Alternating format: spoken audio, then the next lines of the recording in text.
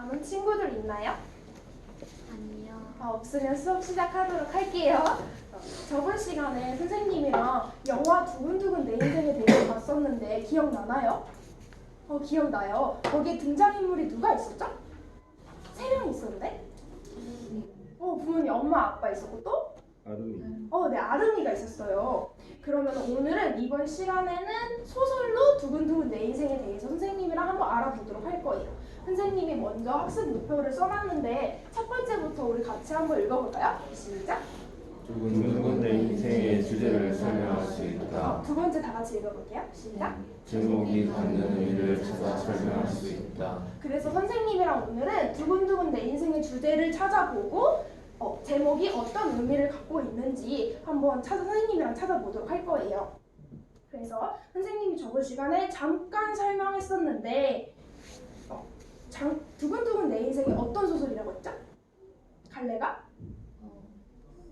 장편. 네, 맞아요. 장편 소설이면서 성장 소설이라고 했어요. 그리고 자기 고백적이고 성찰적인 성격을 띈다. 이 지금 소설이 1인칭 주인공 시점으로 되는데 여기서 주인공은 누구죠? 맞아요. 아름이에요. 이렇게 보고 특징으로 선생님이 난치병을 앓는 소년의 삶을 유쾌한 시각으로 그려냈다고 되어 있는데 지금 이 본문에서는 유쾌한 부분은 없어요. 근데 이제 작품 전체로 봤을 때 유쾌한 시각이 나타난다. 그래서 가족의 의미를 생각해 보도록 하고 있다. 그리고 부모와 늙은 아들, 아들보다 젊은 부모라는 독특한 설정을 하고 있는데 지금 이게 아름이 조루증에 걸린 설정이잖아요. 그렇기 때문에 독특한 설정이라고 할 수 있다. 여러분 혹시 조루증이 뭔지 알고 있나요? 맞아요. 일찍 늙는 거죠. 일찍 늙는 거는 이제 일찍 죽는 거라고도 볼 수 있기 때문에 우리가 일찍 늙는다는 것을 일찍 죽는다기 때문에 아름이를 통해서 인생의 의미를 어떻게 정의할 수 있을지 찾아볼 거예요. 앞부분의 줄거리부터 보면은 태권도 특기생으로 체육고등학교에 다니던 대수 누구죠? 아버지예요. 당찬 성격의 미라는 누구죠? 어머니예요. 그리고 17의 나이에 아이를 갖게 된다. 여러분은 뱃속에 있을 때가 기억이 나나요? 기억이 안 나죠. 그래서 지금 이 부분도 상상의 부분이에요. 그 뒤로 어머니는 쉽게 마음을 정하지 못했다. 하루에도 몇 번씩 긍정과 부정 사이를 오가며 어쩔 줄 몰라 했다. 지금 이 현실이 17살이죠. 17살이면 고1이잖아요. 그렇기 때문에 이 어린 나이의 아이를 가져서 당연히 어쩔 줄 모르겠죠. 하고 시간은 계속 흐르고 축축한 어머니 공간 속에서 내 몸은 자꾸 자랐다. 여기서 내 몸은 누구죠? 아름이죠. 아름인데 이제 태아죠. 태아 있을 때의 장면을 담은 거니까. 주위에서 쉴 새 없이 쿵쿵하는 소리가 들렸다. 나는 그 소리를 귀가 아닌 온몸으로 들었다. 그러고 지하 벙커에서 모스부호 해독에 열중하는 병사처럼 내 주위를 감싸는 그 떨림의 실체를 파악하려 애썼다. 그리고 그 암호는 다음과 같았다. 두근두근 두근두근. 쿵쿵 혹은 둥둥이라도 좋았다. 먼 북소리 같기도 하고 큰 발소리 같기도 한 무엇. 거대한 몸집을 가진 누군가가 나를 향해 성큼성큼 다가오는 듯한 울림이었다. 이것은 엄마의 심장 소리가 되는 거죠. 뱃속에 있기 때문에 이제 엄마 호흡을 하는 거예요. 그때마다 나는 여진의 민감한 실록처럼 도망칠 준비를 했다. 하지만 동시에 춤추고 싶은 기분도 들었다. 지금 여기서 양면적인 기분이 나타나죠. 민감한 실록처럼 도망칠 준비를 했다. 도망칠 준비를 하는 거 어떤 기분일까요? 무섭고 또 무섭고 두려운 기분일 수 있겠죠? 그러면은 춤추고 싶은 기분이네요. 춤추고 싶은 기분은 어떤 기분일까요? 즐거운 기분이에요. 그래서 지금 무서움, 두려움과 춤추고 싶은 기분, 즐거움이 양면적으로 나타나고 있는 부분이에요. 계속 이어서 볼게요. 어머니의 심박과 내 것이 겹쳐 가끔은 음악처럼 들려왔던 까닭이다. 쿵짝짝 쿵짝짝. 넘어가서 쿵은 어머니의 것, 짝은 내 것이었다. 쿵은 센 소리, 짝은 여린 소리였다. 나는 긴 탯줄에 매달려 그 소리에 집중했다. 어머니의 심장은 오동통한 달처럼 내 머리 위에 떠 나무가 초록을 퍼뜨리듯 방울방울 사방에 비트를 퍼뜨렸다. 지금 나무가 초록을 퍼뜨리는 듯한 모습이라는데 이런 모습은 어떤 모습일까요? 좋은 모습일까요? 안 좋은 모습일까요? 좋은 모습이겠죠. 그래서 긍정적인 표현으로 긍정의 의미를 나타내고 있는 부분이에요. 이어서 보면은 그것은 정보량의 최소 기본 단위를 말하는 비트이기도 하고, 이때 비트는 동음이어를 활용해서 의미를 부여하고 있는 거예요. 하나는 뭐라고 했죠? 정보라고 했어요. 그 다음에 가수들이 음악을 만들 때 쓰는 비트. 또 하나는 어떤 비트죠? 그렇죠. 음악 리듬감을 주는 비트예요. 이 비트와 저 비트는 몸 곳곳에 중요한 메시지를 보내며 삐라처럼 흩날렸다. 여기서 삐라는 오른쪽 날개에 설명이 되어 있는데, 여기 있죠? 선전이나 광고 또는 선동하는 글이 담긴 종이 쪽, 알림 쪽지로 순화하는 거다. 그래서 듣다 보니 뭔가 되고 싶어지는 게 누가 들어도 참 성공적이라 하지 않을 수 없는 리듬이었다. 명령어를 전달받은 세포들은 곧장 행동에 돌입했다. 하늘에서 쏟아지는 비트를 맞고 기관들이 웃으며 기지개를 편 것이었다. 지금 여기서 드러내주고 있는 모습은 태아가 성장을 하고 있는 모습인 거죠. 성장하는 모습을 여러 가지 비유적인 표현을 통해서 이제 드러내고 있는 거예요. 그럼 여기까지는 어떤 기분이 드러날까요? 아름이 어떤 기분이 드러날까요? 기대감? 그렇죠. 태아일 때 이제 낯선 세상에 나오는 두려움과 기대감이 나타나고 있는 거죠. 이어서 보면은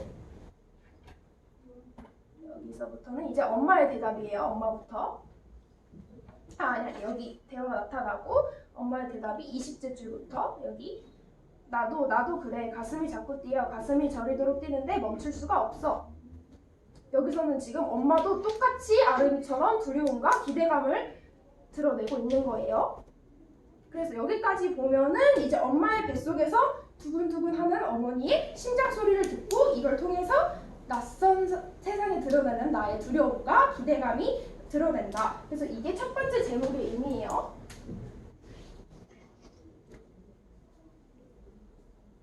의미가 태아일 때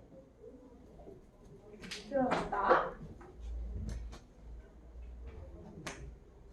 다음에 쭉 넘어가 보면은 중략 부분 줄거리. 어린 생활 능력도 없지만 당연하죠. 지금 17살이니까 나의 부모는 나가 크는 것을 보며 행복해한다. 그러나 나는 빠른 속도로 신체 나이가 늙어가는 조루증에 걸려 병원에 다니게 된다.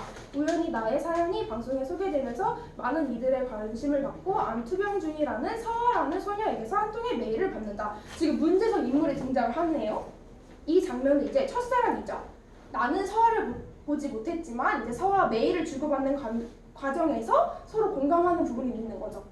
그래서 이제 서로 공감을 하다 보니까 그런 마음이 싹트기 시작을 하는 거예요. 첫사랑의 마음이. 읽어보면은 사실 이곳까지 굳이 산책을 나온 건 그에게 건넬 말을 궁리하기 위해서였다. 지금 뭐 하고 있죠? 내적 갈등을 하고 있어요. 메일을 받은 지 일주일이 지났지만 아직 답신을 보내지 않은 상태였다. 일단 회신을 해야겠다고 마음먹기까지의 시간이 오래 걸렸고 쓴다 해도 뭐라 하나 몰라서였다. 물론 답장을 쓰지 못한 보다 근본적인 이유는 따로 있었다. 그리고 나는 그 까닭을 잘 알고 있었다. 그건 내가 그 편지를 잘 쓰려 한다는 거였다. 왜 잘 쓰고 싶죠? 왜 잘 쓰고 싶다고 했을까요? 서아에게 잘 보이고 싶어서 잘 쓰려고 했겠죠. 그다음에 하지만 표가 나서면 안 돼. 지금 하지만 표가 나서면 안 돼가 작은 따옴표 안에 있어요. 이런 걸 뭐라고 했죠? 생각.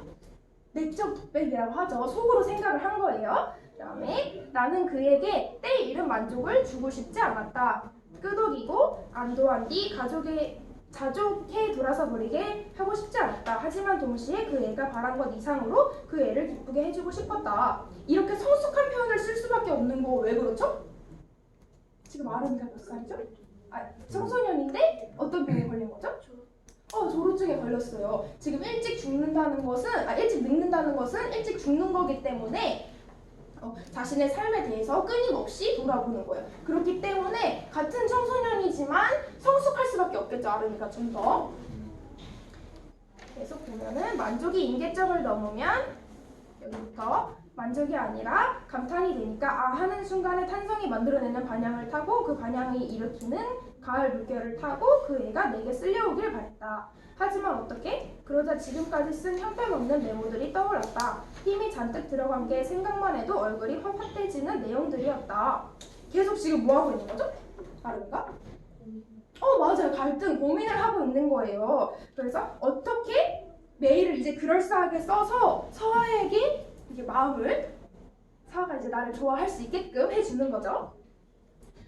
그리고 종종 인터넷 커뮤니티에서 발견하고 보는 즉시 손살이 쳤던 글들을 내가 쓰고 있었다. 그것도 문체가 제각각인 어느 것은 도도한 초등학생이 쓴 산문 같고 또 어떤 것은 인문대 복학생이 쓴 잡문 같았다. 이건 뭐 공작도 아니고 수컷들 깃털 자랑하는 듯 부해하는 모양새라니 가장 평범한 소년이 되어 가장 평범한 고민을 하고 있는 스스로가 낯설고 불편했다. 왜 그렇죠? 왜 낯설고 불편하죠? 처음 해보니까. 맞아요. 처음 해보니까. 그리고 아름이가 지금 평범한 소년인가요? 평범하지 않아요. 조루증에 걸려있기 때문에 평범하지 않아요. 그런데 이 순간만큼은 어떻다? 평범한 소년이 돼서 평범한 고민을 하는 거예요. 그렇기 때문에 아름이한테 낯설 수 있죠. 넘어가서 누군가 일본 애니메이션을 보고 일본어를 독학한 친구에게 네 말 속에 노인과 야쿠자와 여고생의 말투가 다 섞여 있다. 지금 아름이는 청소년이면서 동시에 노인이기 때문에 그럴 수밖에 없겠죠. 라고 총평하는 걸 듣고 깔깔댔었는데 지금 내 모습이 딱 그거 같았다. 그것은 다시 말해 내 안에 여러 가지 욕망이 섞여 있다는 뜻이기도 했다. 하지만 그러지 않고 그걸 다 빼고 어떻게 나를 설명한단 말인가? 그래도 정말 괜찮단 말인가? 나처럼 괜찮은 아이가? 나는 수심에 잠겨 먼 곳을 바라봤다. 그리고 그 수심이 마음에 든 나머지 놓아주려 하지 않았다. 이제 청소년으로서 고민을 하는 거죠. 지금 7번째 줄에서 10번째 줄까지 보면은 청소년기에 할 수 있는 고민을 하고 있는 거예요.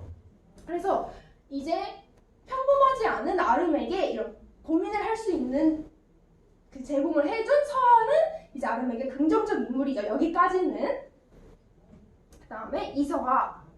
지금 이서하라고 이번에는 큰 따옴표 안에 있어요. 아까는 작은 따옴표인데 여기는 큰 따옴표예요. 그럼 이건 뭐죠? 작은 따옴표에 있는 건 내적 독백이었어요. 큰 따옴표에 있는 건 뭐죠? 외적 독백이에요. 그래서 지금 이서하 이 말을 밖으로 꺼낸 거예요.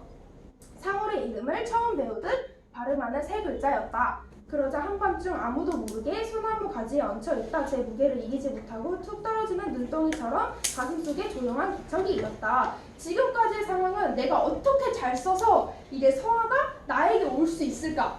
이런 고민을 하고 있는 거예요. 그러다가 어떤 기척이 이 상황을 해결해 줄 수 있는 해결의 실마리가 되는 거죠. 읽어보면 계속 고요라는 이름이 바람이 따로 있기나 한 듯 쩌렁쩌렁 정막이 울려 퍼졌다. 고요한 바람이 있나요? 고요한 바람이 있나? 없어요. 그럼 정막이 쩌렁쩌렁 울려 퍼질 수 있나요? 없어요. 지금 이건 어떤 표현인 거죠? 역설적인 표현이 드러나고 있어요. 그래서 이번에는 바람의 13계급 중 0계급에 속한다는 고요라는 단어를 읊어보았다. 그것은 곧 세상에서 가장 조용한 기척이 되어 세상에서 가장 멀리 가는 동그라미를 만들어냈다. 신기한 일이었다. 0계급은 아무것도 할 수 없을 줄 알았는데 0계급이 무언가 하고 있었다. 일단 첫 문장을 써야 해. 첫 문장을. 그런 뒤 무슨 일이 벌어지는지 두고 보자고. 나는 허공에다 대고 안녕이란 말을 써보았다. 하지만 왠지 마음에 들지 않아 소매 끝으로 쓱쓱 지웠다. 잘 지내니? 라는 말도 반가워라는 말도 마찬가지였다. 한 소녀의 80 먹은 배와 심장, 혈관을 타고 바깥으로 흘러나온 한숨이 대기를 흐렸다. 나는 김서린 창문에 대고 글씨를 쓰듯 뿌옇게 변한 찰나의 공기 속에 다시 그의 이름을 넘어가서 적어 넣었다. 그러자 하늘 위로 생뚱맞은 문장이 영화 자막처럼 돋아났다. 실제로 뭐 한 거죠 지금? 영화 자막처럼 돋아났다. 아름의 마음속에 떠오른 거예요. 마음속에 떠오른 것은 마치 지금 스크린을 통해 보는 것처럼 표현하고 있는 거예요. 영화 자막처럼 돋아났다. 이어서 보면은 풍향계가 움직이기 시작. 어디선가 삐걱하고 낡은 풍판이 돌아가는 소리가 났다. 나는 머리 위로 지나가는 활자를 한자 한자 따라 읽었다. 그러니까 이제 어떻게 글을 쓸지가 정해진 거죠. 그래서 이 장면에는 제목에 두근두근의 의미가 두 번째 의미가 나타나는데 지금 이 상황, 이서와의 관련된 상황 어떤 상황이죠? 설레. 설레. 근데 이서와가 지금 아름이한테 어떤 경험을 주고 있죠? 첫 번째 의미가 태아였을 때였어요. 그럼 두 번째 의미를 어떻게 정리할 수 있을까요? 청소년. 청소년인데? 설렘. 설렘인데? 사춘기. 사춘기인데 사랑. 근데 어떤 사랑이에요? 첫사랑. 첫사랑. 지금 이서아를 통해 아름이가 첫사랑의 감정을 느끼고 있죠. 지금 이 본문은 제목의 두근두근 의미를 잘 나타내주는 세 가지 부분만 나타낸 거예요. 그렇기 때문에 두 번째 이서와 관련된 거는 첫사랑에 관련된 상징적 의미를 나타내고 있다. 보면은 여기 이제 아래부터는 두근두근의 의미 세 번째가 나타날 거예요. 지금 선생님이랑 첫 번째, 두 번째 알아봤으니까 세 번째 보도록 할게요. 아빠, 그래 아름아, 저 눈이 멀고 나서야, 지금 눈이 멀고 나서야 죽음을 앞두고 있죠. 평소에 내가 아빠 얼굴 보는 걸 얼마나 좋아했는지 알았어요. 아버지가 손으로 내 머리를 만졌다. 나는 아버지의 커다란 손바닥 안에 내 이마가 꼭 안기는 느낌이 좋다고 생각했다. 아빠, 나는 호흡이 딸려 한동안 말을 잇지 못했다. 아버지가 내 손을 잡았다. 그래 아름아, 나 좀 무서워요. 이게 지금 왜 무섭죠? 죽으니까. 죽음을 앞두고 있으니까 무섭죠. 그래서 아버지는 상체를 숙여 나를 안았다. 지금 그러시면 안 돼요. 아버지는 간호사의 만류 따위 아랑곳 않고 나를 힘껏 안았다. 그러곤 깃털처럼 가벼운 자식 앞에서 잠시 휘청댔다. 지금 왜 휘청댔을까요? 아름이는 이제 병에 걸려서 몸무게가 가벼울 텐데 아빠가 휘청거렸대요. 왜 휘청거렸을까요?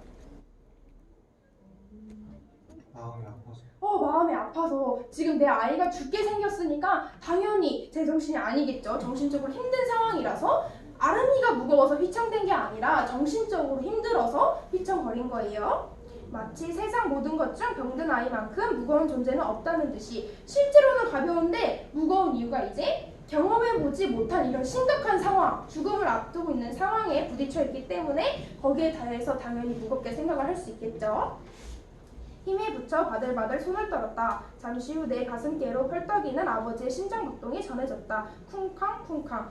이 심장 소리는 아름에 대한 아버지의 사랑과 이제 죽음을 앞두고 있는 자식에 대한 슬픔이 드러나는 심장 소리인 거죠. 아까 첫 번째 태아였을 때 쿵쾅쿵쾅이 나왔는데 이거는 누구의 소리였죠?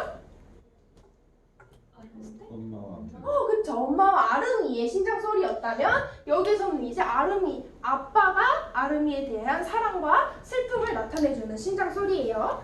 약하고 희미하지만 분명 거기에 있는 소리였다. 우리는 말없이 서로의 파동 안에 머물렀다. 이 파동 안에 머물렀다. 지금 교감, 이제 아빠하고의 공감을 하고 있는 거예요.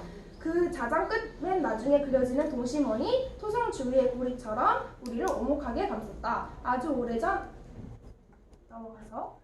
오래전 어머니의 뱃속에 만난 그런 박자를 누군가와 온전하게 합쳐지는 느낌을 다시 경험할 수 없을 줄 알았는데 이제 태어날 때 엄마와 교감을 했다면은 이제 아버지와 교감을 하고 있는 거예요.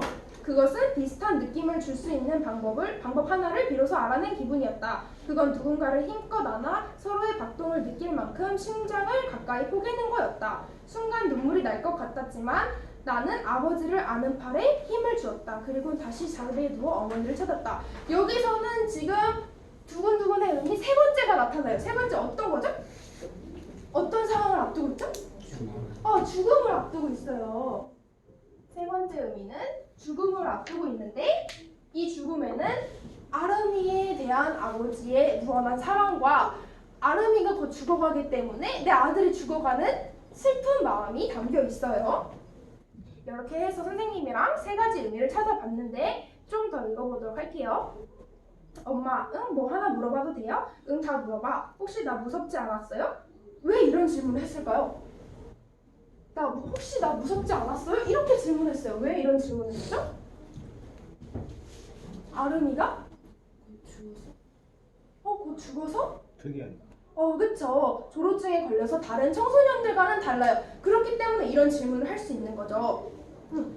어머니 목소리가 가늘게 떨렸다. 그게 무슨 말이야 이 녀석아. 가끔 궁금했어요. 엄마랑 아빠랑 내가 병들어서 무서운 게 아니라 그런 나를 사랑하지 못할까봐 두려우시진 않았을까. 여기에 나타나 있죠. 병들어서 무서운 게 아니라 그런 나를 사랑하지 못할까봐 두렵진 않은지 라고 물어본 거예요. 이제 죽음을 앞두고.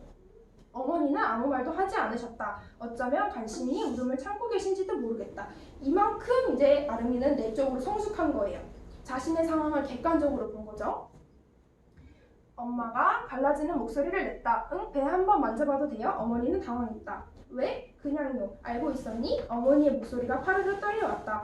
응, 한참 전에 엄마 먹는 약 그 엽산 맞죠? 걱정돼서 찾아봤어요. 이제 엄마가 평상시에 먹는 약이 아니니까 아름이가 궁금해서 찾아본 거예요. 근데 이 엽산 뭐죠? 임신했을 때 먹는 약이죠. 그렇기 때문에 아름이가 찾아보고 물어본 거예요. 그럼 왜 엄마는 자신의 임신 사실을 아름이에게 말하지 않았을까요? 아니면 실망할까? 아름이가 실망할까봐 또 서운할까? 서운해할까봐 그럴 수 있어요. 엄마는 지금 이 시기에 임신했을 시기에 가장 조심해야 되는 시기인데 아름이한테는 어떤 시기죠? 죽음을 앞두고 있기 때문에 아름이한테 이제 모든 관심을 줘야 되는 상황인데 엄마가 임신을 해버린 거예요. 그렇기 때문에 엄마도 아름이를 걱정을 하고 아름이도 이제 그 사실을 아니까 엄마에게 티내지 않고 죽음을 앞두고서야 말을 한 거죠. 아름이는 미리 알고 있었는데도. 응, 알아요. 그러니까 엄마, 언젠가 이 아이가 태어나면 제 머리에 형 손바닥이 한 번 올라간 적 있다고 말해주세요. 왜 지금이냐고, 조금만 참다 갔지 그러셨냐고 그런 말은 하지 않았다. 응? 아무도 모르게 원망하고 서운했던 기억도 굳이 해주고 내지 않았다. 이제 그런 것은 하나도 중요하지 않았다. 왜 중요하지 않죠? 곧 죽기 때문에 지금 죽음을 앞두고 있는 상황에서 굳이 그 말을 해서 부모님께 이제 상처를 주고 싶지 않은 거예요. 아름이의 마음이. 정말 이제 하나도 중요할 리 없었다. 어머니는 대답 대신 내 손을 꼭 잡았다. 나는 잠에 취한 사람처럼 느리고 아둔하게 말했다. 아빠, 응? 그리고 엄마, 그래. 그러고 나선 남아있는 힘을 가까스로 짜내 말했다. 보고 싶을 거예요. 지금 보고 싶을 거예요. 어떤 순간이죠? 죽은 마지막을 드러내는 순간이에요. 근데 이 죽음이 지금 직접적으로 드러나 있나요? 아니에요. 직접적으로 드러나지 않으면서 여운을 주고 있는 거죠. 이렇게 해서 이 본문에서 두근두근 내 인생을 아름이에게 의미 있었던 3가지 순간을 선생님이랑 찾아봤어요. 그러면은 두근두근 내 인생의 주제는 우리 어떻게 찾을 수 있을까요? 뭐라고 정의할 수 있을까요? 잘 말해줬어요. 힘든 상황 속에서도 웃음을 잃지 않고 서로를 보듬는 부모와 자식 간의 사랑이라고 할 수 있겠죠. 그래서 오늘 선생님이랑 봤는데 두근두근 내 인생의 주제를 설명할 수 있나? 방금 선생님이 주제 뭐라고 했죠? 웃음을 잃지 않고 서로를 그렇죠. 웃음을 잃지 않고 서로를 보듬는 부모와 자식 간의 사랑. 그러면 제목이 갖는 의미 우리 3가지 찾아봤을 때 첫 번째는 언제였죠? 태아였을 때 어떤 감정이 들었나요? 기대감 그리고 낯선 상황에 대한 두려움도 있었어요. 그럼 첫사랑일 때 어떤 기분이 들었죠? 설렘, 기대감이 나타났어요. 그럼 마지막 3번째 죽음을 앞두고 있는 상황에서 어떤 감정이 들었죠? 두려움. 두려움이 나타났어요. 이렇게 해서 선생님이랑 주제도 설명했으니까 스마일 표시 그려줄게요. 제목의 의미도 찾았으니까. 이렇게 해서 선생님이랑 오늘은 소설 두근두근 내 인생에 대해서 알아봤어요. 다음 시간에는 오늘 배운 내용을 가지고 모듬 활동을 할 거니까 선생님이 오기 전에 모듬 대형을 만들고 있으세요. 이렇게 해서 오늘 수업은 여기까지 하도록 하겠습니다. 수고하셨습니다. 질문 받아줘요. 말씀. 혹시 이해 안 되는 부분이나 질문 있으신가요? 여기서 성장 소설이라는 것이죠. 이거 썼는데 성장 소설이라는 것을 처음에 갈래에서 성장 소설이라고 했는데 이제 아름이가 성장해 나가는 거 하나랑 부모님이 17살이어서 아빠와 엄마가 다 어리였잖아요. 그래서 부모가 성장하는 상황을 성장 소설 두 가지가 담긴 건데 이거 써놨는데 제가 깜빡하고 넘어갔어요. 그걸 물어보는 게 아니라요. 성장 소설의 개념이 어떤 건가요? 성장 소설이란. 성장 소설? 성격이랑 행동 바뀌는 거 아닙니까? 처음이랑 끝에서. 성장 소설에 대한 개념을 잘 몰라서 선생님에게 질문한 겁니다. 다음 시간에 말씀해 주세요. 네.